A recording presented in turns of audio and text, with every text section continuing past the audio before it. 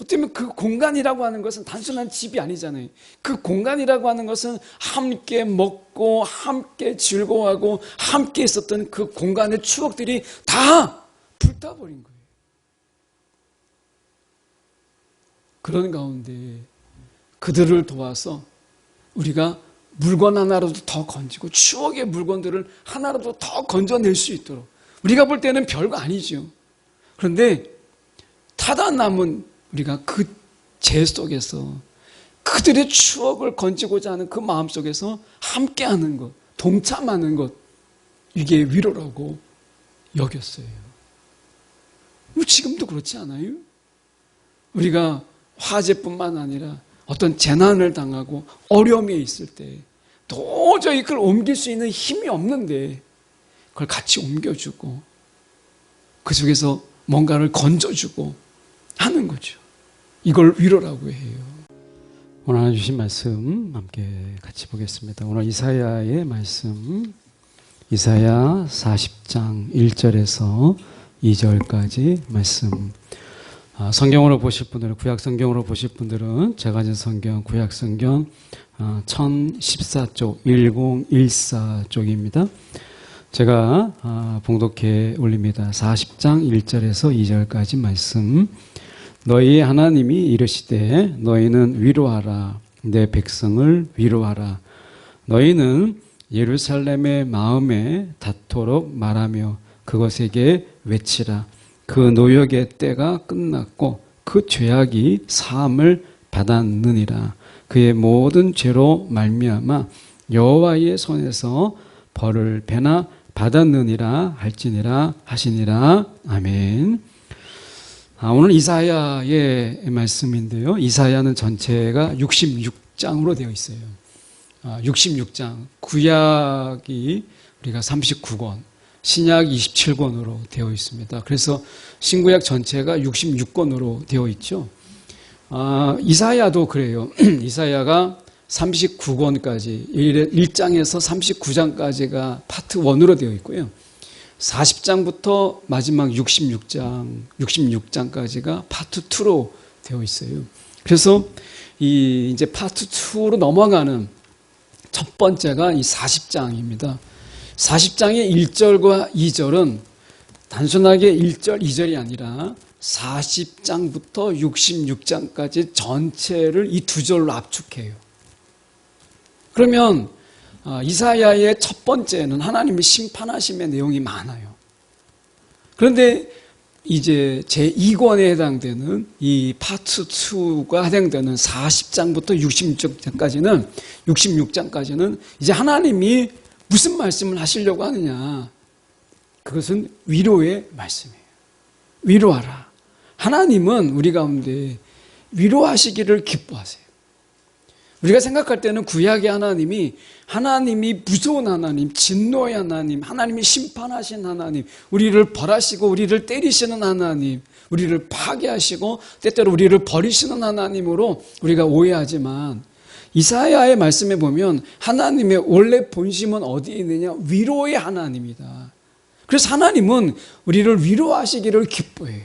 놀랍게도 우리가 인간이 살아가는 어느 시대에도 인간이 위로를 필요치 않는 시대는 아무 때도 없었다. 그러니까 인간의 모든 삶 속에서는 위로가 필요했다라고 하는 거예요.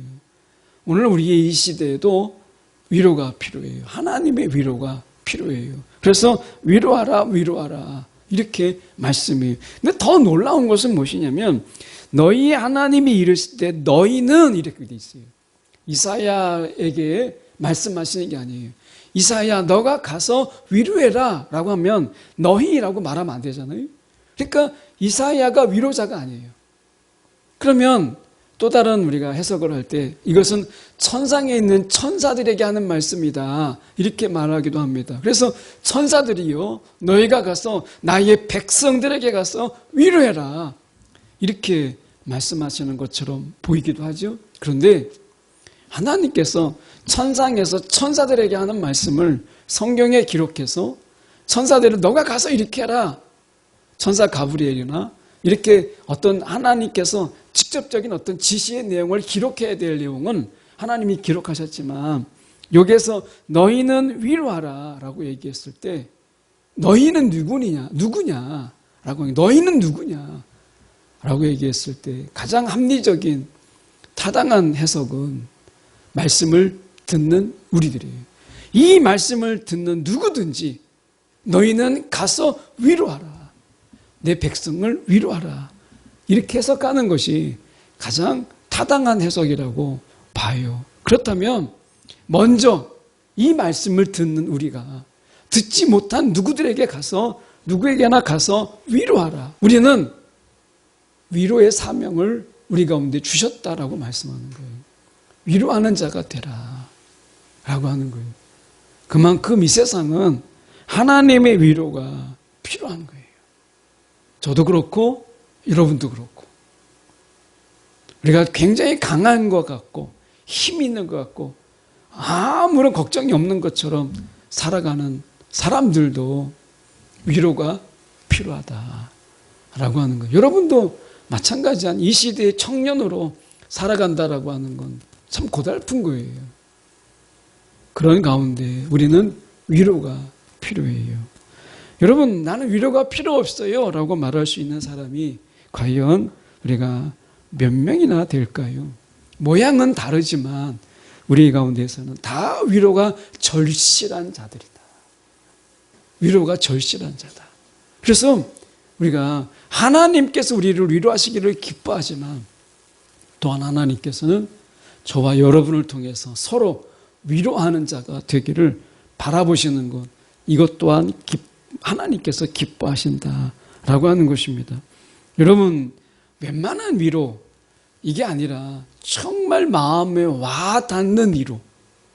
여러분 얼마나 받아보셨어요? 마음에 와닿는 위로. 그냥 거칠애로 힘내 라고 하는 이런 말보다 우리의 마음을 감동시키고 우리의 마음을 흔들어 놓는 이런 위로를 여러분 얼마나 받아보셨어요? 우리가 이런 위로가 필요한 것이죠. 오늘 말씀은 이사야 속에서 우리가 주어지는 이 말씀, 이스라엘 백성들이 하나님을 거절하고 우상을 섬기고 가난한 자를 돌보지 않고 그들의 재판을 뇌물로 인해서 휘어지게 만들고 왜곡시키는 이러한 것들로 인해서 하나님께서 이스라엘을 벌하시죠. 남유다를. 북이스라엘은 진작에 망했고 그런 남유다가 바벨론 포로에 가서 70년 동안 포로 생활을 해요. 말이 그렇지 70년.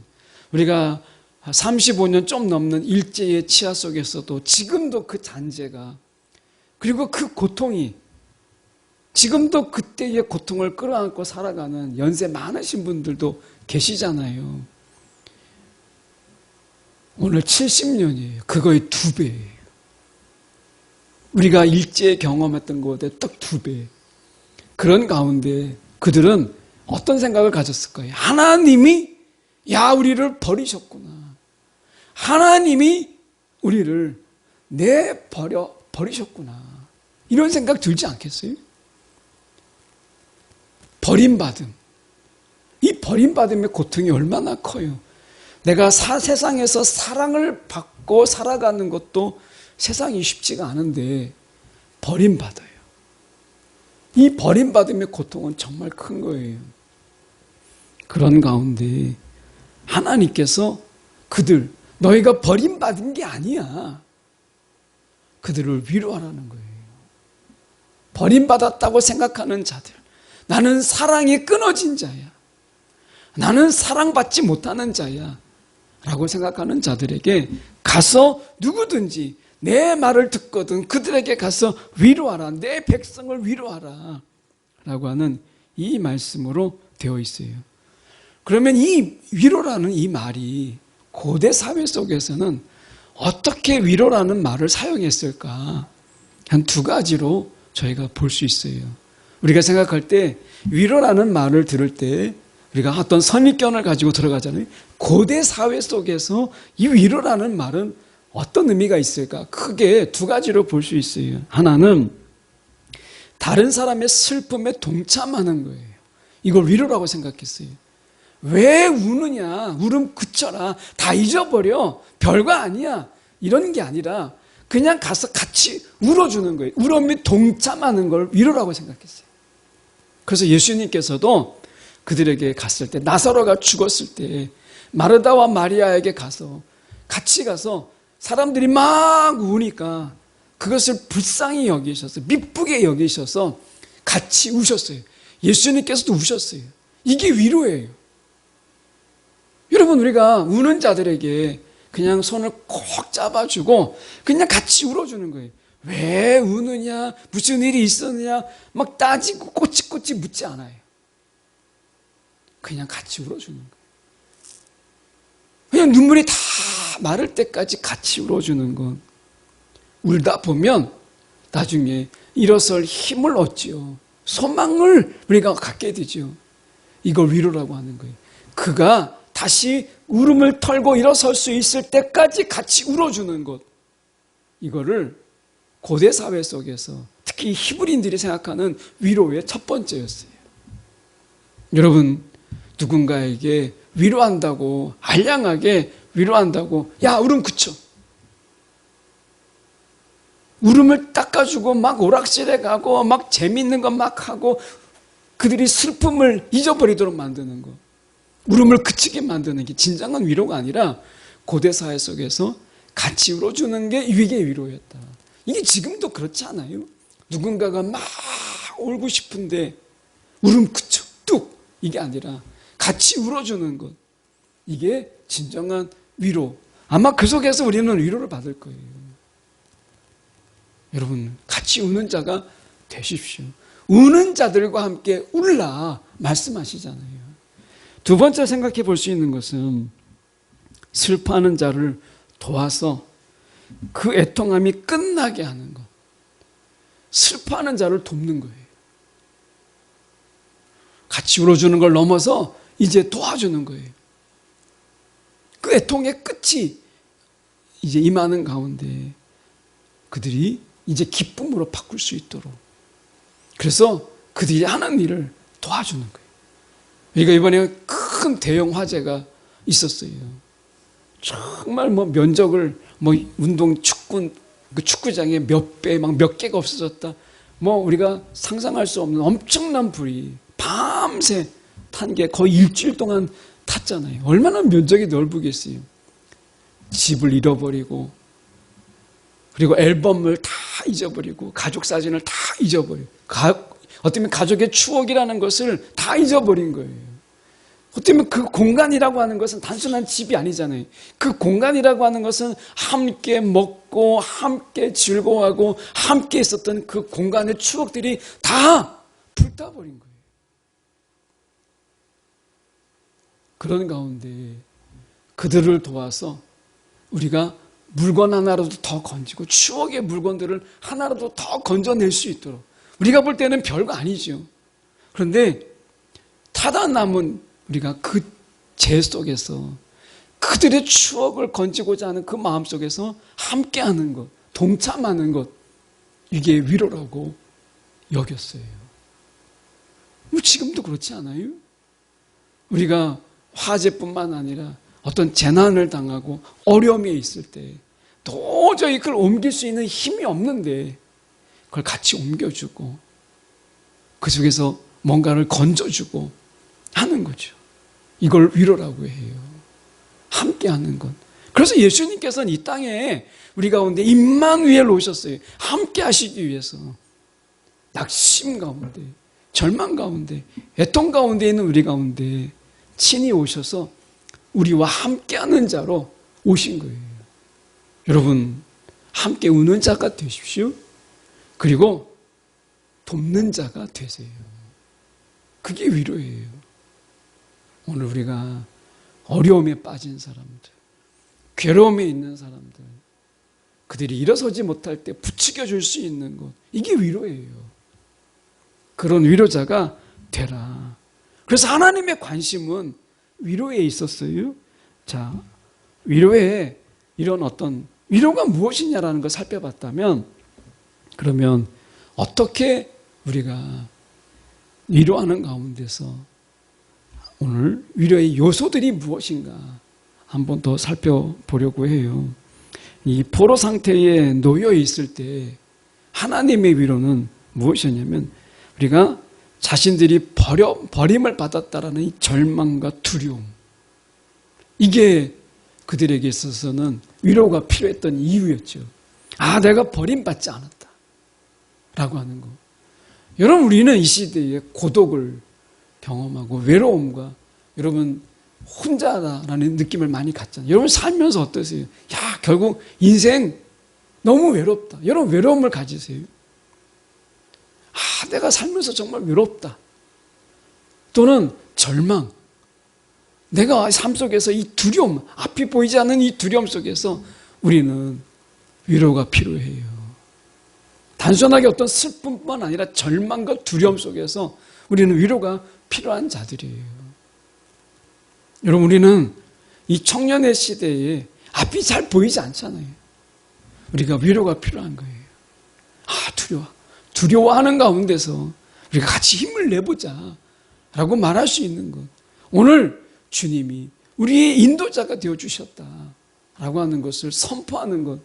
여러분, 이런 위로가 우리 가운데 필요한 거예요. 이스라엘에게 있어서, 유다에게 있어서 우리가 버림받지 않았다라고 하는 것. 이게 정말 위로죠. 또 하나의 위로가 있다면 죄 용서예요. 죄로 인해서 그들이 70년 동안 포로 생활을 했었기 때문에 내가 죄 용서를 받았다. 여러분, 죄 용서, 죄 사함이 여러분 큰 위로가 돼요. 예수님께서 이 땅에 오셔서 중풍병자에게 내 죄가 사함을 받았다. 지금 중풍병자에게서 지금 침상에 다른 친구들에 의해서 침상에 끌려서 왔는데 내 병이 낫는 게 더 우선인 것 같은데 예수님께서는 먼저 내 죄 사함을 받았느니라 라고 먼저 얘기하셨어요. 여러분, 죄 용서가 우리 가운데 진정한 위로예요. 예수께서 이 땅에 오셔서 우리가 회개하라 말씀하셨어요. 우리의 죄를 먼저 사해 주시고 이 죄책감에서 벗어나게 하시는 것이 예수님의 위로였어요. 여러분, 우리의 진정한 위로는 용서예요. 용서. 여러분, 용서하세요. 그게 위로예요. 누군가를 용서하세요. 그의 잘못을 여러분 용서하세요. 이게 우리가 서로 간에 해야 될 위로 중에 하나예요. 누군가가 잘못한 거 있다면, 기억나는 게 있다면 여러분 그에게 가서 용서를 선언하세요. 내가 너를 용서한다. 오늘 이런 속에서 하나님의 진노가 사라졌다 라고 하는 속에서 진정한 위로가 그들 가운데 있는 거죠. 오늘 이 말씀, 우리가 2절의 말씀에 보시면 이렇게 말씀합니다. 너희는 예루살렘의 마음에 닿도록. 아마 그 형식적인 위로가 아니라 하나님이 우리 가운데 원하시는 것은 마음에 닿도록 말하라 라고 하는 거예요. 예수님께서 그냥 용서할 때 그냥 야, 내가 용서할게 이렇게 무시하듯이 말을 던지듯이 이렇게 하지 않으셨어요. 그 죄에서, 그 죄책감에 쪄들어서 그렇게 괴로웠던 그의 삶을 너무 잘 아시기 때문에 그 죄 용서를 그냥 용서했다고 하지 않고 어떻게 같이 식탁에 같이 밥을 먹고 내가 오늘 내 집에 유하리라 이렇게 진심 어린 이 마음으로 예수님께서 용서하신 거예요. 그래서 너희는 위로할 때 마음에 닿도록 말하며 그것에게 외치라. 너희 노역의 때가 끝났고 그 죄악이 사함을 받았다 라고 선포하게 하시는 거예요. 여러분, 오늘 우리 가운데 위로자가 되라. 다시 1절에 가서 보시면 너희는 위로하라. 이 너희는 남성 복수형으로 되어 있어요. 그러니까 지금 이사야에게 아니라 듣는 모든 자들이 너희가 가서 위로하라 라고 말씀하신 거죠. 여러분, 우리의 위로가 필요한 자들이 있어요. 사도 바울도 고린도후서 1장 3절에 하나님에 대해서 이렇게 이야기했어요. 찬송하리로다.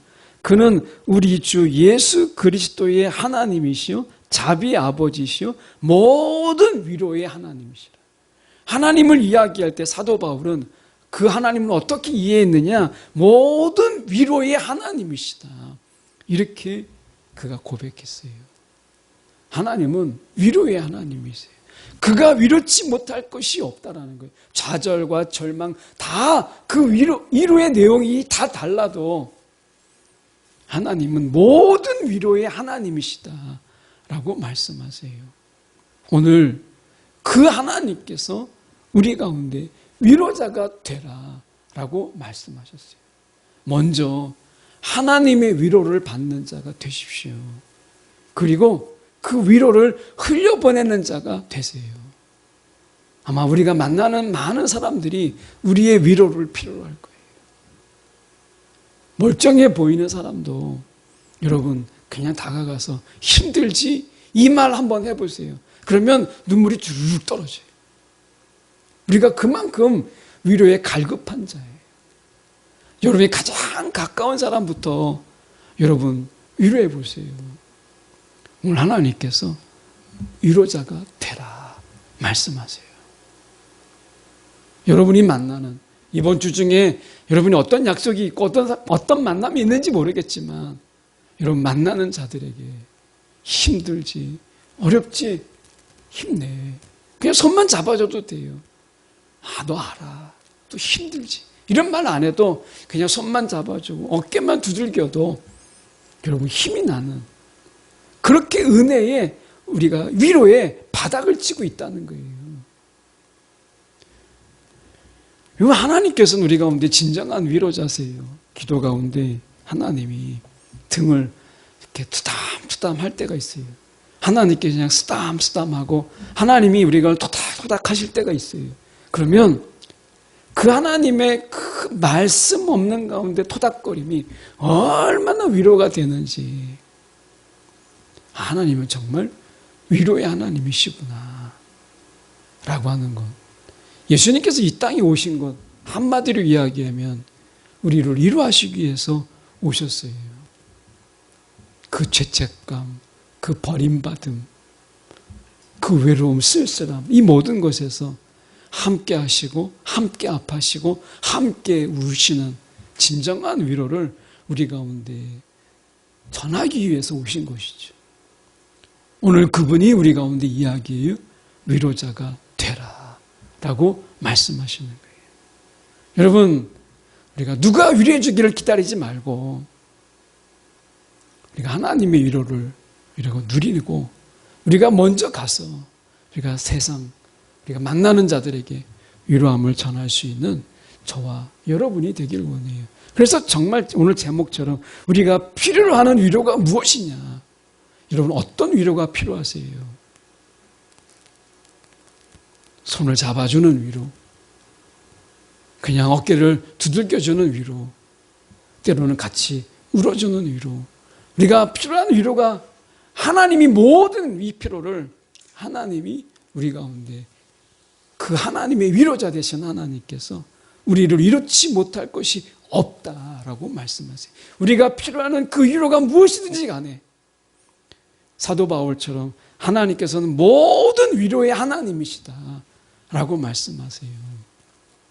하나님의 위로가 우리 가운데 있어요. 이 사순절 기간에 무엇보다도 여러분 하나님의 위로를 경험하는 그런 저와 여러분 되기 원해요. 하나님 나를 위로해 주세요. 강한 척. 세상은 우리 가운데 막 강한 척하고 아무렇지도 않은 척하고 담담한 척 이렇게 하기를 요구하지만 하나님은 안 그러세요. 모든 위로 속에서 우리를 위로하시기를 기뻐하세요. 여러분 먼저 우리가 필요한 위로, 마음에 와닿는 위로잖아요. 형식적인 위로가 아니라 여러분 정말 우리가 필요한 위로가 뭐예요? 주님처럼 우리 가운데 마음을 와닿는 정도가 아니라 실질적인 위로가 주님께서 우리 가운데 베푸셨잖아요. 여러분 마음껏 위로 받으세요. 그리고 위로하는 자가 되라 라고 말씀하세요. 오늘 하나님 앞에서 여러분 우리가 강한 척하지 않아도 돼요. 나의 약함을 다 토로할 때 하나님은 우리를 이루지 못할 것이 아무것도 없다 말씀하십니다.